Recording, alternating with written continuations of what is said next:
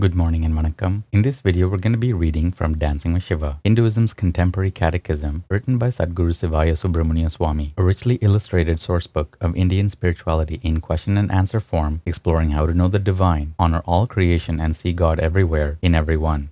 Today's lesson is lesson 28, and we'll begin by reading the caption to the facing image. One gift of spiritual awakening is to see oneself in all things, animate and inanimate. A bhakta experiences this Satchidananda, realizing his soul's essence as the core of existence, witnessing the truth that he is and always was that, God within all. Lesson 28. How is our soul identical with Shiva? Shloka 28. The essence of our soul, which was never created, is immanent love and transcendent reality, and is identical and eternally one with God Shiva. At the core of our being, we already are that, perfect at this very moment. Om. Bhashya. At the core of the subtle soul body is Parashakti or Satchidananda, immanent love, and at the core of that is Parashiva, transcendent reality. At this depth of our being there exists no separate identity or difference, all are one. Thus deep within our soul we are identical with God now and forever. These two divine perfections are not aspects of the evolving soul, but the nucleus of the soul which does not change or evolve. From an absolute perspective, our soul is already in non-dual union with God, but to be realized, to be known. We are that.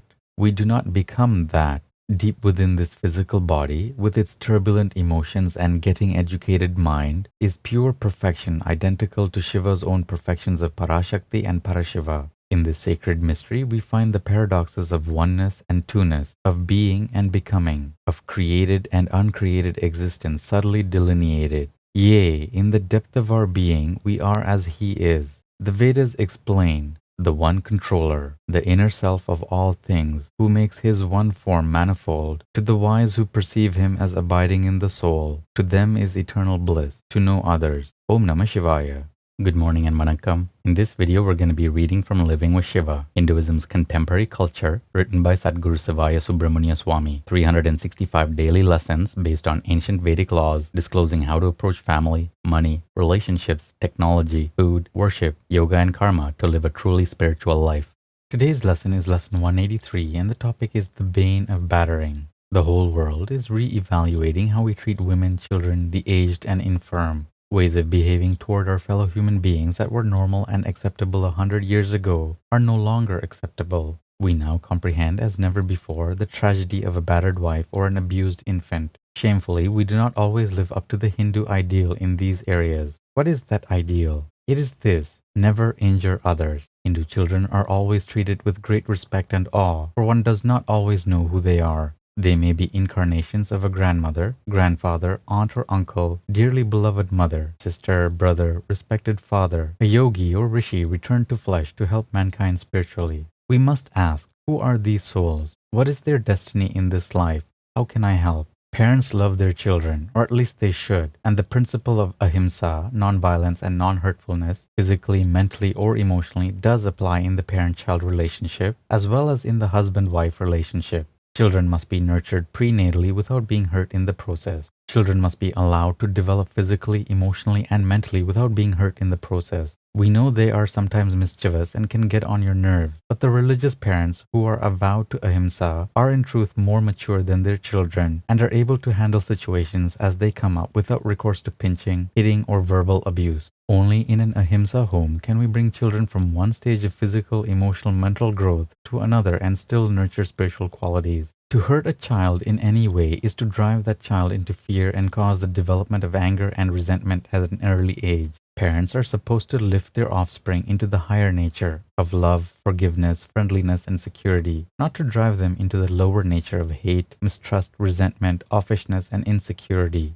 Obedience through fear is not a desirable obedience. Psychologically, parents breed guilt by telling their children they sacrificed everything for them, gave them so much, saying, "Look what we are getting in return. You are worthless and ungrateful." Guilty people are not creative, often not reasonable, and are lacking willpower, for their inspiration has been destroyed. Their self-image is at the bottom of the bottom, like rust on the soul. I'm nobody. I'm nothing. She is right. I don't appreciate anything. I'm worthless. These are the thoughts of those who live in this state of mind. True, this is the Kali Yuga in which mothers give birth and then destroy their young. They do it through beating them when they are young and later through defamation of character through cutting insults to keep them in their place. Conformity through threats does not build a loving family or a strong society. To bribe children into submission with sweets or promises that are never meant to be fulfilled is to engender in them an eventual mistrust of their parents and foster rebelliousness coupled with selfish expectations about life. To anger a child at an early age is to place him on the path of retribution toward others later in life. To strike or pinch a child may seem expedient in the confusion of the moment. It may provide a short-term solution, but never forget the long-term karmic price that must be paid. The I own you, you owe me attitude is no longer acceptable and is being replaced by I love you, you love me in the homes of righteous Hindu families who realize that the hurtful methods do not bring positive results. Sutra 183 of the Nandinada Sutras. Non-injurious science. Shiva's devotees who are scientists or medical researchers refuse to participate in product testing that is harmful to the subject. They are forbidden to take part in any enterprise that promotes death or destruction. Om. Good morning and vanakkam. In this video, we'll be reading from Merging with Shiva, Hinduism's Contemporary Metaphysics, written by Sadguru Sivaya Subramania Swami. 365 enlightenment lessons from a mystical master, revealing the depths of Raja Yoga, the clear white light, the states of mind, and the ultimate spiritual destiny of every seeker. Today's lesson is lesson 183, and the topic is where 1 plus 1 equals 3. There is one area of the subconscious mind that seems rather devious and extremely hard to program. It is called the sub of the subconscious mind. It often could seem like faulty software in the computer, but when finally programmed correctly, it can become the greatest asset. It brings us good luck and assists with perfect timing through life. At times we feel as if nothing is happening to us anymore. Everything is going along smoothly. We walk up to a closed door and the door opens for us. We walk up to a telephone and it begins to ring. These signs show us that the subconscious is going along very nicely. As soon as we do not enjoy this fine timing, it is generally because of the subconscious area. For when two programs of a similar nature go into the subconscious computer at different times, they mix and mingle and form a third program within the subconscious that is difficult to fathom intellectually. This is recorded in the sub of the subconscious. For this reason, the sub of the subconscious mind seems awesome and foreboding. If both of the programs are good, beneficial, positive, and spiritually vibrant, things go smoothly for us. But if they are not, this area of the subconscious can be very disturbing.